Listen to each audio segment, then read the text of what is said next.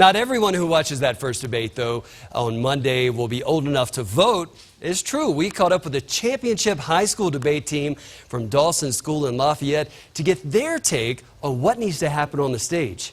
The fact of the matter is that if you look at the total numbers of refugees, debate is a really good way to judge how well you know about a certain topic. It's necessary to look at it in terms of what is happening. It has to be evidence-based. It's an evidence-based debate. You've got to make sure that you're making your points clear. It is interesting for the students to watch the presidential debates. I will be watching the debates. It is not particularly useful from a practice point of view. In order to really respond effectively to an argument, you have to know what the argument is. So you actually have to listen to your opponent in order to understand how the logic in their argument fails. You watch the debates and you see anytime, a candidate insult another candidate directly, you get massive cheers from the crowd. So in that sense, it is very effective. But in terms of actually conveying information or responding to questions, not so much. for Hillary, I would say be prepared for attacks, because in her past debates, she hasn't actually really been attacked in the same ad hominem sense that Donald Trump excels at. Any attempts to sort of dodge questions will be pretty transparent. For Donald Trump, I would say try to make yourself more personable and more relatable, because in the past he's come off as kind of a radical saying these wild things,